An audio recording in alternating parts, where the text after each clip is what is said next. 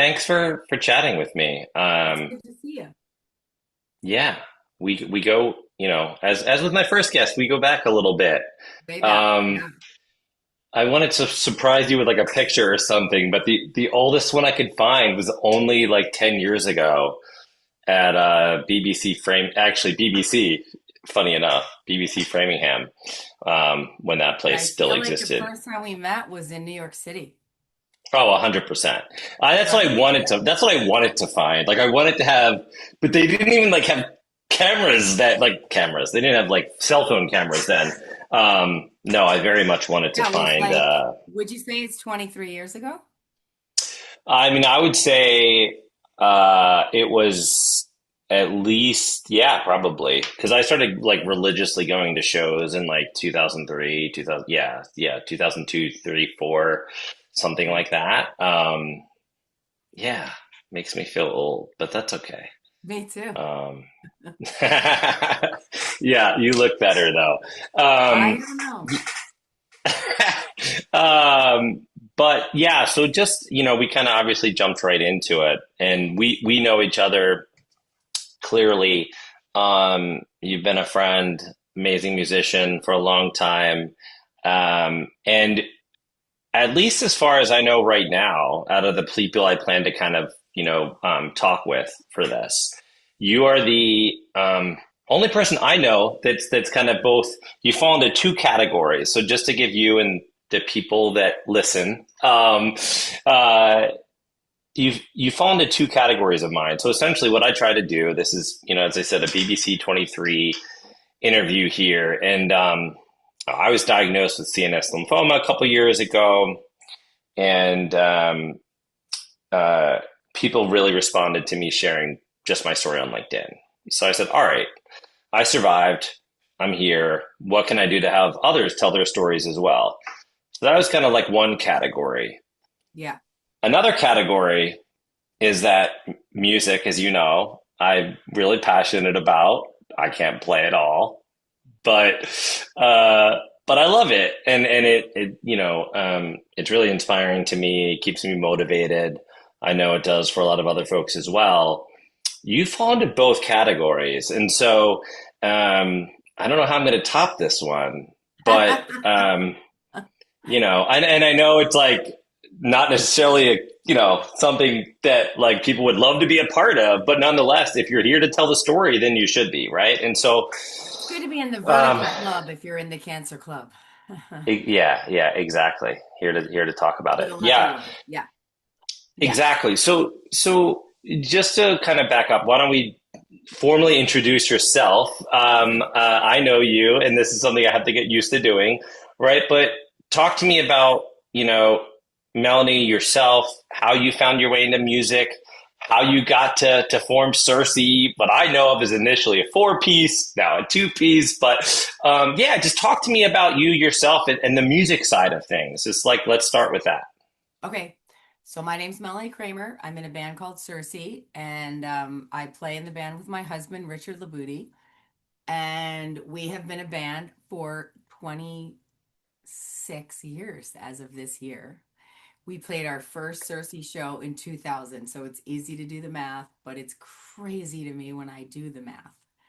I don't feel like that's possible.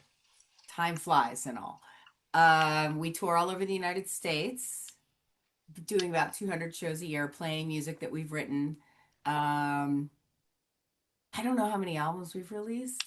We've kind of stopped releasing albums because people have no way to necessarily consume CDs anymore. So we've been releasing digital stuff. It's probably like 11 albums or so that we've released, and we're actually releasing a new song on Friday, but it's not a song we've written. It's a cover song we're releasing. But we try to keep releasing music. Um, I started in music because I was going to college. I was a nerd. I still am a nerd. Um, Might be a fan of Star Wars to a certain extent, if yeah, I Star recall. Wars and Star Trek. Oh, okay. Yeah, and a straight A student and a nerd. And so I never thought that music could be a career for me. So I was going to college. I had a double major in psychology and English, and was going to go on to law school and be and do that. So that was my plan. And Rich, actually, my husband, was a biology major and gonna go. He was pre-med. So we were supposed to do very lofty academic jobs, and we met each other. Uh, Reciprocally ruined each other's lives by becoming a rock band. So, kidding. Saved each other's lives, I guess. Um, Met each other in a disco cover band about, I don't know if it's 26 and a half or 27 years ago. Met each other in the disco cover band because we needed money to help pay for college and pay for textbooks and things like that. He's older than I am, but he was I'll remember finishing. that. I think he was finishing. Oh, I remind him every day. He was finishing college and I was starting college. So, there's a few years between us. Um, and college is expensive. So we joined this disco cover band, met each other, became very good friends, started writing songs. Um, then when we were supposed to get real jobs and go on to graduate school, the band was sort of taking off.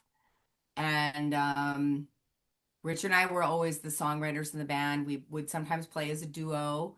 And then we hired some people and sometimes play as a four piece, which was when we met you. But always as a duo as well. It started as a two piece. And then just couldn't find two other people that were crazy in the same way that we are, where we just want to play all the time and meet people and learn their stories. And I mean, for us, the reason we play music is to share pieces of ourselves and hope that those pieces connect with other people and change their life in some way, hopefully for the better. And that's really the reason we play music. Um, and so we could never really make the four piece thing work, so we just sort of became the two piece and learned how to play all the instruments ourselves. So I'm not only the lead singer, which is what I was always primarily, but I am now the drummer and the piano player and the flautist and the melodica player. And I play live. I play bass on a sample pad that I play with my drum, like with my drumstick. And Rich plays bass live with pedals that he plays with his feet, like an organist's pedals, kind of. And then he's the guitar player, and he also plays some piano. And that's it. And so that's Sirsy, and we do it for the And you're love. incredible. And I don't know how you do it. I mean, listen, the four piece is a lot of fun. Don't get me wrong. Bitter, I know you just played the bitter end, right? Like bitter end days. That's kind of Yeah. what I definitely Yeah. remember. Um, but I don't know. I every time I see you guys, I'm like, how? My son's like, what? How are they doing? How are we making all um, the noise? People think there's pre-recorded tracks, but there's not. We're playing it all live. no, Our it's joke, amazing. our company line is, we will definitely pepper in enough mistakes that you will know it's live. We're not playing along with tracks. It's No one so knows but you. That's the trick to every show. I mean, okay, occasionally bands, it's like, yeah, they stop and they start. It's like, fine, whatever. But we're all here. We're here for the fun, and that's part of seeing a band live anyway, right? yeah, But for the most part, just play on. Like yeah, even the diehards, they don't notice. yeah. Just keep going. Um, yeah. So that's you. Already hit on a couple of things that I wanted to hit on. Obviously, anyway. I mean, your songs, you're storytellers. That's at the end of the day, like that's what you're doing, and you just make Yeah. them sound really good and hit people in the feels, right? Um, so that's a good start to like the music side of things, and we'll get to some songs specifically. But for as comfortable as you are, the kind of this again is a blend of the music that inspires me and many others, but also learning of your initial diagnosis, kind of when things came back, whatever you're comfortable with, just kind of like how that hit you. And again, you said 200 shows a year. You guys Yeah. are on van, what, 5, 6? I don't know. I've lost count. Right. This These is folks Van tour. I knew it. I was close. 5. I was close. Obi Van Kenobi, as you mentioned, our love of Star Wars. This is Van 5. And Rich did the math at one point in the years that we've been a band. I think it's 1.2 million miles we've driven on tour. That's crazy. So That's Yeah, amazing. we really should plant some trees to offset that. Um, that's all right. You're healing souls. So yeah, so just talk like again, whatever you're comfortable with. The initial diagnosis, Yeah. again, So, as a couple who's a band who relies yeah, on going on tour, just like yeah, from beginning to middle yeah. to where we are now, just walk I me through mean, any of that. it definitely influenced some of my treatment decisions, quite honestly. I mean, and you don't have to be a musician to understand this. If you're a self-employed person, um, and if your spouse is self-employed with you, when you're out of work, your spouse is out of work. Like if you and your spouse run a business together, which is basically what Rich and I do. I mean, we're a band, but we run a business together. We're self-employed. And so when I'm out of work, he's out of work. We have zero income coming in. And it's challenging when we have health problems because of that. So the first time I was diagnosed, I mean, it was overwhelming. I was young. The doctor told me by the time they found my first cancer, that probably I was 29 or so when it had started growing, based on the size of it when they found it. It was breast cancer. Um, I was too young to get mammograms, despite my family history, because we have breast cancer and cancer throughout my family. But they don't do mammograms before the age of, I think, 40. So I was well below that, so they weren't doing those. I found it myself in the shower. So people that are listening, do those self checks, Um, and I thought I was allergic to some sort of new deodorant because I'm allergic to everything. And I had Rich feel it, and he said, "Yeah, we gotta call the doctor. That doesn't feel like a hive." And I remember we were going to a show that night at a local place, and it was a Saturday. And my doctor called me from her cell phone on a Saturday, and that had never happened before. And I thought, that's probably not good. And she told me that I had tested positive for cancer. They didn't know any of the details yet. Um, the stages and the prognosis and all that. She just told me it was positive, and she said I had to make appointments, and she had me set up with this group called NYOH, which is local here in the Capital District of upstate New York Oncology Hematology, NYOH. And so she said, I set you up with an oncologist. I want you to go see them. I already made you an appointment, blah, blah, blah. And I hung up the phone, and I felt like someone had punched me in the stomach. I know you know. I know you know. And I told Rich, and we were both just sort of like in shock. We didn't really react appropriately, I guess, or the way that you would think that we would react. We didn't cry. We were just like stunned, you know. Um, I've always been a vegetarian. I'm a non-smoker. I'm always the designated driver in our group. I rarely drink. I'm like the healthy one in our group. Sure, I ate too much ice cream. Okay. It's Just had allowed. an ice cream cone tonight. Actually, full confessions, Bob. But I mean, I'm the healthy one in our group. So it was a shock. Um, and then we had to go do our gig that night.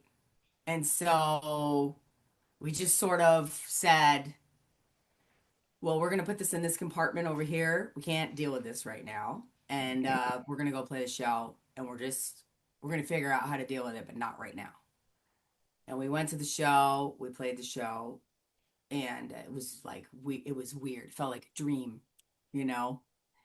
And my mom and dad were at the show, and I didn't tell anybody, but I said to Rich, I probably should tell my mom.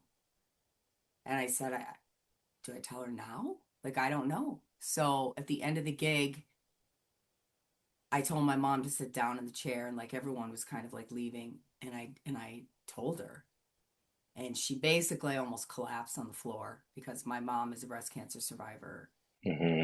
and I was 11 when she was diagnosed, and she was advanced stage 3, and they told her she was probably going to have to get her affairs in order. I mean, that was a while back. And so, and she's still here. She's she's 80, you know, so That's um amazing. yeah, Let's just stop. yeah, Yeah, I mean that right there is amazing. I yeah, mean, by the way, yeah, that's what cancer research is for. Keep going. yeah, yeah. And, you know, I mean, not to say that the doctors don't know what they're doing, because they do. You should definitely listen to your doctor, but you should also hang on to hope, and you should also stay positive no matter what. No matter what the statistics show. We actually have a little frame on our license plate, and it applies to situations like this and also our job. And it's a quote from Star Wars, and it says, "Never tell me the odds." Love it. Yeah. Love it. Yeah. Yeah, it's amazing. So, you know, I started trying to figure out how to deal with it the first time. We went to a bunch of doctors, you know, they overload you with information. We didn't know what to do. I didn't tell any of the fans. I didn't want anyone, you know, I don't know if this is because of my psychology background, but in psychology, they talk about the power dynamic between the therapist and the patient, right? And they say the therapist has power over the patient. So you can't abuse that power. It's not fair, right? And so not that a fan is a patient and a band is a therapist, but there is a power dynamic between a band and a fan.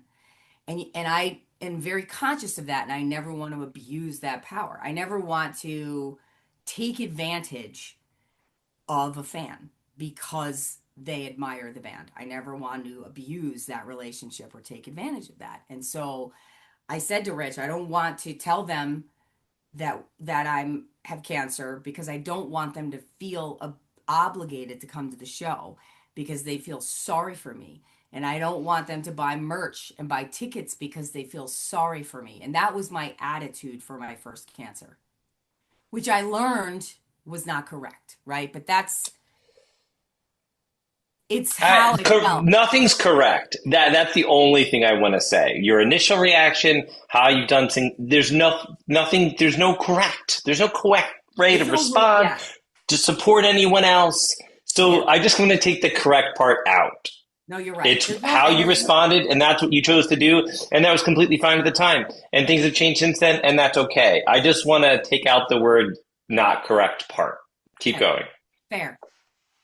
So, um, you know, we did not tell anybody for a while. And, you know, partly because of that, partly because we couldn't talk about it without breaking.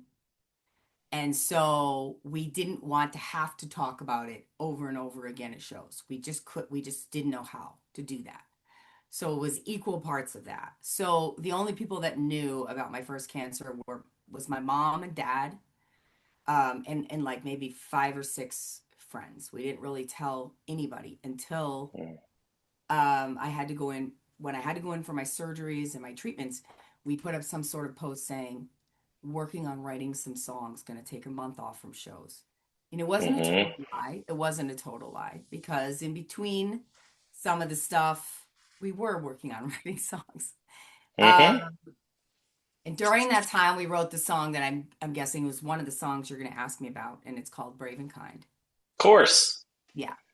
Um, and "Brave and Kind" is a song that we wrote about that first cancer, and it's almost like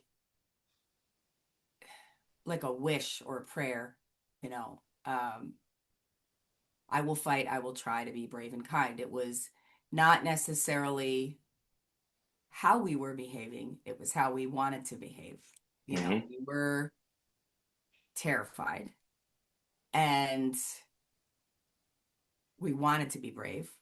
We wanted to be kind. I wanted to be kind to everyone around me who was trying to help and didn't know how to help because that's a thing. People don't know how to help and they want to support you. They don't know what to say. They're very worried about saying the wrong thing, doing the wrong thing.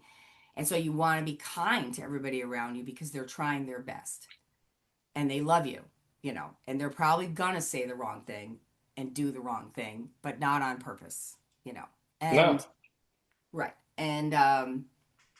And so that's where it kind of came from. And I had written a line actually in one of the verses, I am blood, I am bones, but I am not afraid. And Rich said, that shouldn't be a line in the verse. That should be something we repeat. That bears repeating. And as you know from the live shows, it's become a chant. It's a And mantra. Hmm. yeah, we make the whole crowd sing it at the end of the song. We all sing it together. And it's become this thing that is so bigger than us and our story. It's become a thing that I share the story now at every show. Hmm. The first time I shared the story, we was at the CD release party for that album. I was all better. I was fine. I knew everything was going to be okay. And my mom was standing in the front row of the show, and I shared what the story was at that CD release party. And we recorded that show, and I was going to release it, and the sound guy messed up and hit the wrong button and didn't record it.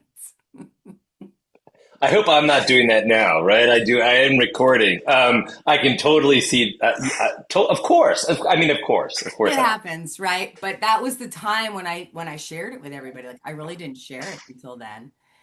Hmm. And I wasn't even totally telling people why I wrote the song or what it was about, until I was able to. Really, until I was able to. And then when I got my second cancer, um What was the time? Just and we have about yeah, 15 minutes, I think, until Zoom kicks me out, so we're okay, good on time. But okay. what I approximately know, but what is that time difference from like Brave and Yeah, Kind, like diagnosis, Brave and Kind to yeah. round two? So diagnosis to Brave and Kind was probably a year, and then I remember celebrating my 7 year cancer and free anniversary, but I don't know when I think I started counting that after I was done with like radiation and surgery and stuff Hmm. like that. And so I don't know exactly the perfect timeline, but I had Roughly 7, 8 celebrated, years. yes, I had celebrated my 7 year cancer anniversary with a show, and I was wearing a t-shirt that said "fuck cancer," and we were raising money for a local cancer charity at the show. And 3 weeks later, I had my regular 6 month MRI, and they found a different cancer. Because I had a lumpectomy the first time. I didn't have a bilateral mastectomy, so they found a second cancer that was a different kind.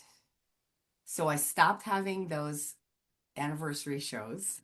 I said, I'm not going to jinx this anymore by flaunting my success in the eyes of the universe and call me superstitious. But I stopped having those, and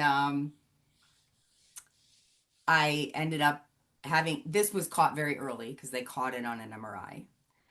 Hmm. Um, but I had to do a mastectomy for that one. So I ended up doing a bilateral mastectomy because I said, fool me once. What's the saying?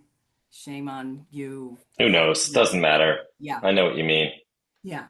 Um, and they ended up having to take all my girl parts out. And I just as of last Friday, today is Wednesday. So as of this past Friday, I just on Saturday I woke up and was the first day that I did not take a cancer med. Wow. And that I was remember that time. 8 years. I had just passed another 8 years. Another 8. Yeah. So I just got to another 8 years with that, and was allowed to stop the daily cancer med. I still go in every 6 months for an infusion, and I probably will do that for 3 more years. I go in for an infusion every 6 months to protect my bones. But I finished my. I didn't think I was ever going to be able to finish. I think I've been on a daily cancer med for 16 years. It was 7 years the first time, a different med, and then yeah, eight. So 7.5, and then 8.5. Yeah, something like that. Yeah, 15, 16. I mean, yeah, that's, yeah, you could say 12. I mean, that's like, yeah. That's incredible. Congratulations. Let's Thank just, you. So I yeah, don't know that's, if the side effects are going to be less because it's only been a handful of days, but I'm hopeful that some of those side effects that it causes may decrease a little. So we'll see. I hope so. I Yeah. hope so. So I'm one of the lucky Um, ones, you know? I'm one of the lucky ones. yeah. And I mean, I just want to like revisit because like some of these things, one of the things that I did my own pretty terrible self interview when I started this a few weeks ago. And like one of the, kind of suggestions, advice, like you said, there's no wrong thing. But people, I'm like, for me, I was like, you don't need to ask me how I'm doing. I'm doing pretty crappy. Like, Yeah. find something Yeah. else to say, right? Yeah. But one that's amazing. And so, like, I've told you. So um, I started a playlist. I've since renamed it. It used to be like "Be Cancer, Stay Strong," whatever. I've changed it to BBC23 OG, and my goal is to actually have every guest in my interview thing, as long as this goes, um, create their own playlist that I can share, and have they all. I'll have like a whole plethora of BBC23 sound, kind of playlists. You can include your own music, by the way. Um, but I remember actually messaging you when I knew obviously about Brave and Kind, Yeah. and I said how Like a Drum really Yeah. like Yeah. hit me, and I remember you Yeah. responding like, Yeah. I That mean, is we the don't need one to I wrote. relive it necessarily, but like for Yeah. me, it was like so perfect. I'm like, hell yeah, Yeah. I'm gonna walk the halls. Like I couldn't leave for my second round of you know people can read about my situation, but like I was in the hospital for 35 days Yeah. and I couldn't leave the hall. And so I walked the hall every day. That was kind of my goal. And I listened to music the whole time. And that was when I created that playlist. And so That's amazing. Smile's not on it though, by the way, which, maybe it should be. But yeah, so just I want to make sure we cover, we cover those two songs too, if you Yeah. want, and like how they Like play a into this drum. whole Yeah. ethos. Yeah. Yeah. Like a drum. So like a drum, I wrote the second time and I had to take quite a bit of time off. And it's challenging, like you said, like money wise. And a friend of mine from Hmm. Boston, uh, without asking me, she just put up a GoFundMe. And she just said, I know Mel and Rich won't ask for this, but I know that they need it. And she said they had to count because the second time around, we just told people the truth because we had to cancel 4 months or something like 4.5 months of the tour. We were supposed to be going out on a national tour that we had been promoting the heck out of. And we had to cancel the whole thing. And, you know, we just told everybody what was going on. And we said, and because I had learned by telling people your human parts and by being vulnerable and by telling them what's going on, it's not about them feeling sorry for you. It's like what you said, the whole reason for this podcast. It's about letting people understand that they're not alone, that they're not the only ones going through it, that it's okay to talk about this stuff. Because if everybody feels like they're not supposed to talk about it, no one's going to talk about it. And that's going to eat you up like a different kind of cancer. And so it's good when we're able to share this stuff because it gives other people permission to be human and vulnerable and broken and to be able to share whatever it is that they need to share because that's what we need to do as humans. And so I learned that through the process of the first cancer. And so I just openly shared everything the whole time through the second one. And I was not allowed because of all the surgeries to play the drums. I couldn't do any of these kind of motions, couldn't lift my hands up over my head. So when I finally was able to, that's how we wrote that rocker like a drum Nice. because it's got that energy of like letting an animal out of a cage. We were like, we could finally go and do it again. And I remember the first time we played it down here in the basement because I've got you in the basement with me here in the studio, and we played it down here in the practice room, and I just could not stop crying, like in the most joyful way, to be able Hmm. to do it again. cathartic release. That's got to be where the COVID shows were. I It assume. is. This is the Hmm. room with the COVID shows. Yes. Hmm. Hmm. I watched many of those. Yeah. That's awesome. I mean, yeah. That's I kind of had a feeling, but didn't know fully, and it's great, to kind of hear the rest of it because, I mean, we both know Rachel Platten, right? Like Fight Song, like that was written for a whole different thing, and now it's taken off, and like it's the Yeah. same thing. Like Yeah. everyone's got something I that, think I like think you were at the show where we played with Rachel. I mean, probably. I mean, Yeah. back in the day, Yeah. it wouldn't surprise me at all. Yeah. I Yeah. mean, Yeah. yeah. But and to like why you wrote Brave and Kind initially, right? You didn't tell anyone initially. People, but who cares? You chose the time to tell the story. Fully understand why you didn't initially, but like everyone finds their own reasons for why songs hit them in certain ways, and like you don't know anyone telling people why you write certain songs, even though I asked. You could have declined, but it also hits people for totally different reasons, Yeah. and I tell my kid all the time, got to be brave and kind. Oh, and the Sirsy shirt we bought for him 6 years ago when we saw you at 4th of July in Rhode Island fits. So he wears it all the time now, even Yeah. though I bought it like 3 years early. Um, but yeah. That's great. So He's been anyway, eating his um, vegetables. hmm. I don't. I actually, he does okay. He likes salads. He loves sweets too, but he loves his music, man. We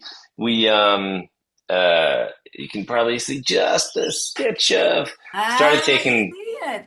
Yeah. Yeah, it's not just an ornament. So he was taking drum lessons initially, and it kind of fizzled out, and so we started taking guitar lessons together. That's We've had awesome. two.